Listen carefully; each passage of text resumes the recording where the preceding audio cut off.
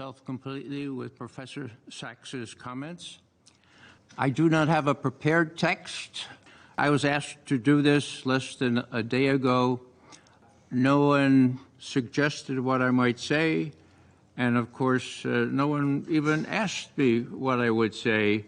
So these are my personal remarks based on my experience for 27 years as an intelligence analyst and as an observer, and I notice that I'm called a political activist. Well, this is my way of paying back for the education I got as an intelligence analyst in the U.S. intelligence community.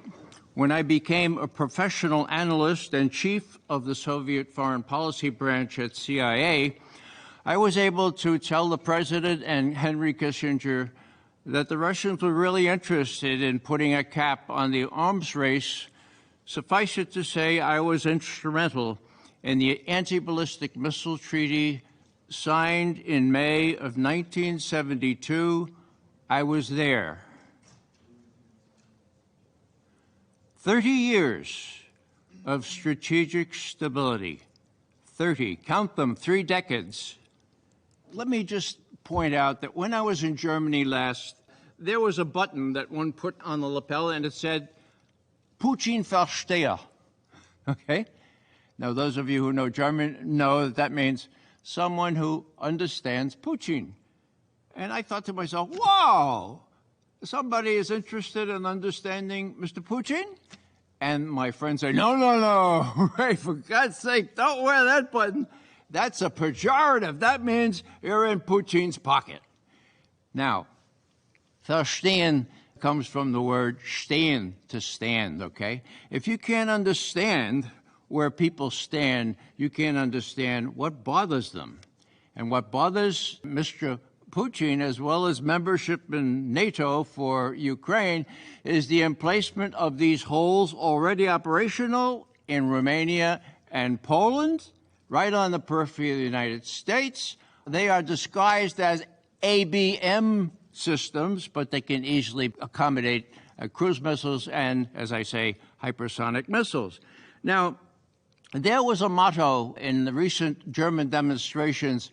It said, verhandeln statt schießen. Now, verhandeln is the word for negotiate, to talk. Hand. You reach out the hand to the other person, you try to understand them. Verhandeln statt schießen. Schießen is to shoot, okay? Now that makes good sense. But I have to tell you that it's not welcome in Germany.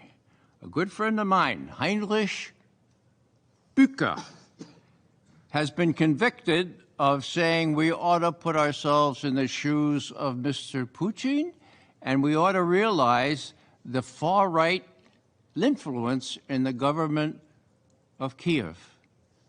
He was convicted in a German court. He's appealing, but he's not going to pay the 2,000 euro fine, so it's likely he will end up in jail for several months. Now, that's freedom of speech. We enjoy that here in the United States. I really am concerned of what will happen to my friend. Just suffice it to end here and to say that this verhandeln, you know, verhandeln, reach your hand. Let's be human here. Let's not dust each other off. Let's extend our hands. Verhandeln statt schießen.